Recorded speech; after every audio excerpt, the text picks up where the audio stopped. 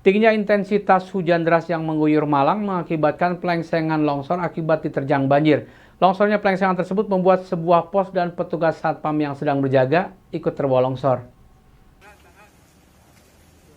Sebuah pelengsengan di salah satu perumahan di Mondoroko, Desa Watu Gede, Kecamatan Singosari, Kabupaten Malang, ambrol akibat diterjang banjir.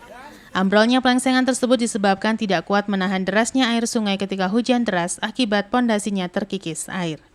Longsornya pelengsengan ini juga menyeret pos keamanan dan satpam perumahan setempat yang sedang bertugas. Beruntung, korban bernama Rudi, warga Watu Gede, Kecamatan Singosari, sempat terpendam longsoran pelengsengan tersebut, namun berhasil diselamatkan dan dilarikan ke rumah sakit untuk mendapat perawatan. Selain menyeret pos dan petugas keamanan, longsornya pelengsengan tersebut juga menimbun sepeda motor petugas keamanan perumahan. Salah satu warga mengaku peristiwa ini terjadi pada jam 3 dini hari, dan korban terpendam di antara reruntuhan bangunan, pos, dan tanah. Kejadiannya tiba-tiba sekitaran jam 3:04 lah, sekitar jam 3:04, dengan begitu cepat, langsung seperti ini nih kondisinya sudah. Ya alhamdulillah tidak memakan korbannya masih bisa diselamatkan dengan kondisi sadar.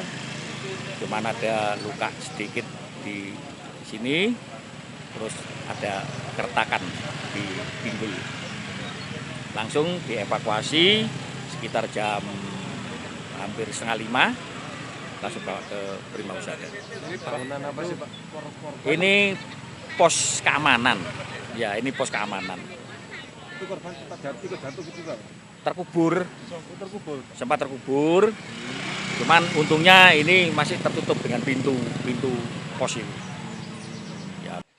Sementara melihat kejadian tersebut, Muspika Kecamatan Singosari tengah berkoordinasi dengan pihak pengembang dan Pemkab Malang untuk proses evakuasi material longsor dan perbaikan. Akibat peristiwa ini, satu orang petugas keamanan harus dilarikan ke rumah sakit karena mengalami luka dan patah tulang, dan sepeda motor korban rusak berat akibat terpendam reruntuhan bangunan, pos keamanan, dan longsoran tanah. Ya, segera ditangani. Kami sudah koordinasi dengan BPBD, dengan PU, Bina Marga. Mungkin tadi pagi sudah dicek, ya. Tapi sementara dari kita Muspika, PMI, Pak Kepala Desa, mengantisipasi yang korban, ya, sudah ditangani. Sementara yang korban jiwa ini yang kita dahulukan untuk perawatan. Yang selanjutnya untuk pembenahan, ya kita koordinasi dengan PT, ya, perumahan, dan mungkin hari ini sudah mulai dilakukan pembersihan. Langkah selanjutnya setelah evakuasi pembersihan, nanti kita lihat sampai sejauh mana pembenahan, ya, karena ini jelas perlu penanganan, ya, karena jembatan seperti itu kondisinya penahan dinding-dindingnya itu juga sudah rusak, ya, jadi nanti mungkin pembenahan lebih lanjut. Simon Alfredo melaporkan. Bantuan untuk warga korban gempa letusan Gunung Semeru terus mengalir. Rabu pagi, alumni Akabri 97 dan Sesko 48 menyalurkan bantuan paket sembako dan pakaian bagi korban letusan Semeru. Bantuan paket sembako dan pakaian dari alumni Akabri 97 dan Sesko 48 Rabu pagi didistribusikan kepada warga korban letusan Gunung Semeru. Bantuan sembako dan pakaian sebanyak 5 truk ini diberangkatkan dari Lanut Abdurrahman Saleh, Malang. Pemberangkatan bantuan ini secara simbolis dilepas oleh perwakilan alumni Akabri 97 dan perwakilan Sesko TNI 48. Kolonel Penerbang Erwin Sugiandi, Komandan Wing 2 Lanut Abdurrahman Saleh, yang juga perwakilan dari Sesko TNI 48 mengatakan bahwa bantuan yang dikumpulkan alumni Sesko TNI 48 ini merupakan rasa keprihatinan akan sesama yang mendapat musibah. Dengan bantuan yang disalurkan tersebut dapat meringankan beban warga korban letusan Gunung Semeru. Dalam kegiatan pagi ini kami turut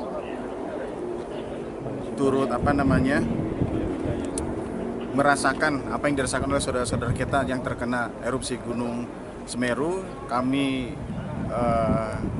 menyisihkan maupun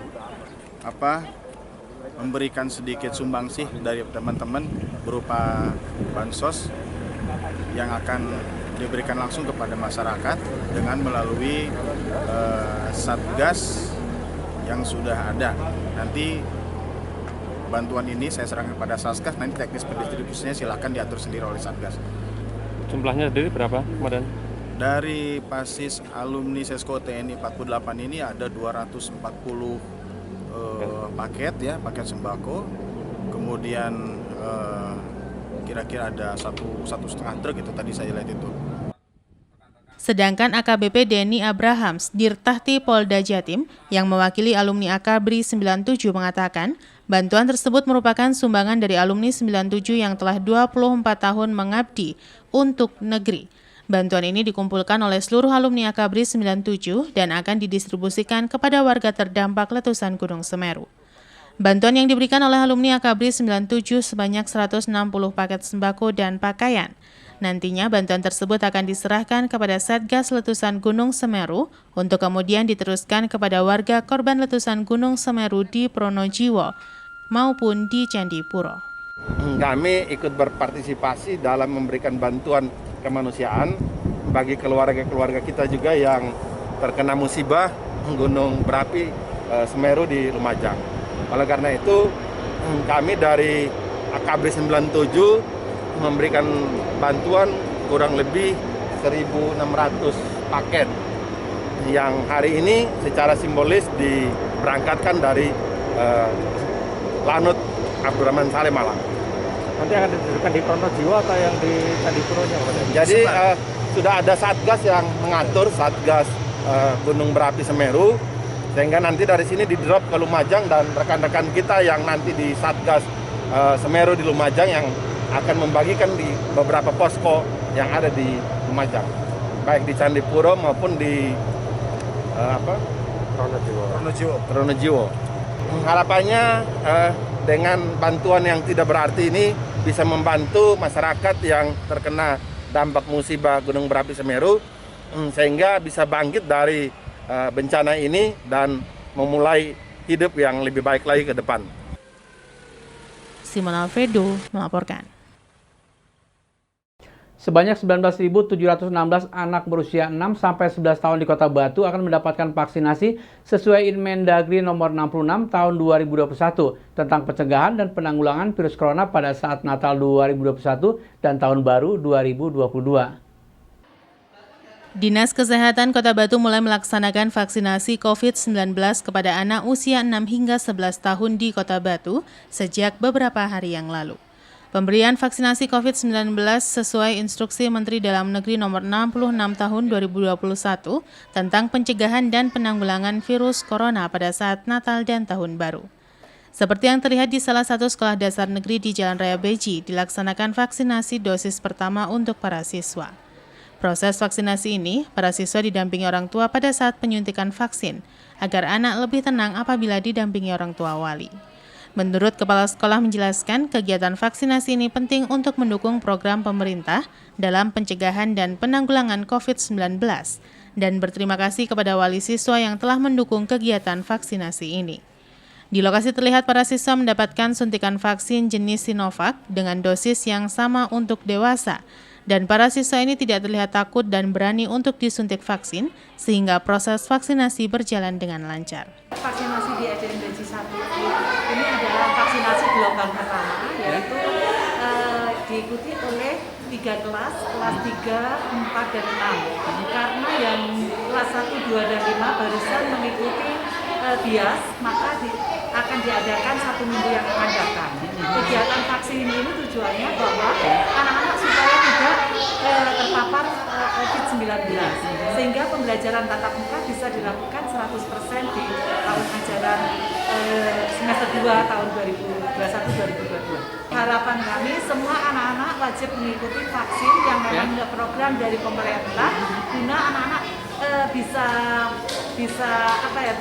tidak terpapar COVID-19, karena bagaimanapun anak-anak harus sehat, karena anak-anak adalah merupakan generasi yang akan mendatang, yang akan memegang pemimpinan bangsa ini.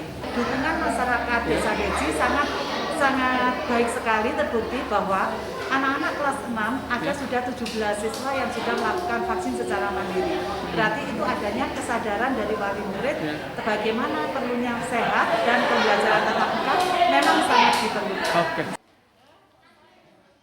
Iwan Dikmawan melaporkan. Terima kasih Anda masih bersama kami Info 7 Malang Raya. Menjelang Natal dan pergantian tahun, harga kebutuhan pokok mulai merangkak naik, khususnya untuk telur dan minyak serta beras. Kenaikan harga ini lumayan tinggi untuk kedua jenis bahan tersebut. Para pedagang dan pembeli berharap harga bisa relatif stabil dan tidak naik kembali pada tahun baru.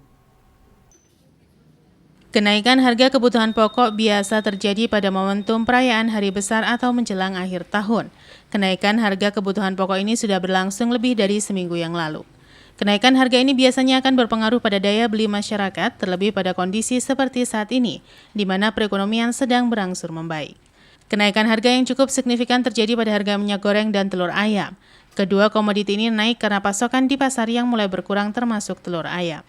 Menurut salah seorang pedagang di Pasar Karangploso menjelaskan, kenaikan harga minyak goreng dan telur cukup signifikan, sehingga bisa berdampak pada turunnya volume penjualan. Di lokasi Pasar Karangploso tidak terlihat adanya peningkatan pembeli yang signifikan, tetapi masih lumayan ramai dibandingkan beberapa minggu yang lalu. Menaikkan menghadapi Natal, ya. Semuanya naik. Apa aja nih Umi yang naik? Dari beras, Ya. telur, minyak. Kalau beras naiknya nggak begitu ya? Nggak begitu. Apa? Beras naiknya nggak begitu tinggi. Nggak begitu tinggi. Tapi kalau minyak? Minyak yang tinggi. Asalnya berapa minyaknya? Asalnya 2 liter 35, sekarang 40. Ya. Kalau yang telur? Telur biasanya 22, sekarang 25. Sejak kapan itu naiknya? Sudah 2 hari. 2 hari. Kira-kira kapan ada kenaikan lagi nggak ini menjelang tahun baru? Mudah-mudahan jangan, kasihan. Kasihan anunya Umi ya. Tapi untuk pembeli gimana, sudah peningkatan sekarang? Ya, enggak begitulah. Nggak begitu ya? Biasa-biasa. Biasa-biasa aja Umi ya. Iwan Dikmawan melaporkan. Akibat terkendala faktor cuaca, volume hasil panen mawar potong petani di kawasan Gunung Sari berkurang. Kondisi ini berdampak pada tidak terpenuhnya permintaan mawar potong yang sedang meningkat, sementara untuk harga masih relatif baik. Beginilah yang terlihat di lahan pertanian mawar di kawasan Gunung Sari, Bumiaji, Kota Batu. Lahan mawar dan bunga hias lainnya menjadi andalan warga masyarakat di kawasan Bumiaji, Batu. Saat ini permintaan mawar potong sudah meningkat dibandingkan beberapa bulan sebelumnya. Namun karena kondisi cuaca hujan turun dengan intensitas tinggi, berpengaruh pada stok mawar di tingkat petani. Stok mulai berkurang dan kualitas bunga mawar tidak sebagus pada kemarau akibat kerusakan pada bagian daun yang berdampak pada bunga yang dihasilkan. Menurut salah seorang petani setempat menjelaskan, pada saat ini permintaan sedang ramai, namun akibat hujan bagian daun menjadi rusak, berwarna kuning dan ada bintik-bintik, dan biasanya daun akan mengalami kerontokan. Sehingga penyemprotan menjadi lebih sering dan biaya menjadi lebih banyak yang harus dikeluarkan. Di lokasi lainnya terlihat petani sedang melakukan panen mawar potong, tetapi hasilnya tidak sebanyak biasanya. Diperkirakan permintaan masih akan ramai sampai dengan awal tahun 2022. Para petani tetap berharap harga obat-obatan tidak semakin naik dan bisa terjangkau, sehingga keberlangsungan aktivitas pertanian bisa tetap terjaga. Alhamdulillah kalau permintaan bunga untuk bulan-bulan ini ramai, khususnya bunga potong. Bunga potong ramai sekali Pak ya. Pak, peningkatannya berapa persen Pak dibanding kemarin-kemarin Pak? Peningkatannya ya hampir 50% lah. 5%. Tapi ketersediaan bunganya gimana ini? Hanya persediaannya bunganya kurang karena satu pengaruh cuaca, jadi perawatannya sulit sekali, jadi mutunya kurang bagus, panennya kurang tidak bisa baca. Ya, apa itu Pak? Bagian apa yang rusak nih Pak? Ini terutama bagian bunga itu busuk, terus akarnya tidak bisa berkembang, seakan-akan diserang hama yang dari bawah itu. Gitu. Perlu pemupukan pupuk kandang kira-kira. Hasil panennya berkurang berapa persen, Bang? Hasil panennya kurang lebih bisa sampai 30% ini. Kalau harga saya kan tetap di abomen pelanggan, jadi tidak bisa menaikkan. Tapi untuk pedagangi mungkin bisa. Tapi minimal permintaan sudah Bang? Terus keuangan lancar. Bang. Itu laku paling jadi. Iwan Dikmawan melaporkan. Terima kasih Anda masih bersama kami Info 7 Malang Raya. Sebagai bentuk kepedulian terhadap pelaku UMKM di Kota Malang terdampak pandemi COVID-19, salah satu hotel di Kota Malang memeriahkan Natal dengan membuat pohon Natal dari produk UMKM. Hal tersebut bertujuan untuk mengenalkan oleh-oleh khas Malang pada tamu hotel. Inilah pohon Natal setinggi 2,8 meter yang diletakkan di lobi hotel di Jalan Panji Suroso, Kota Malang.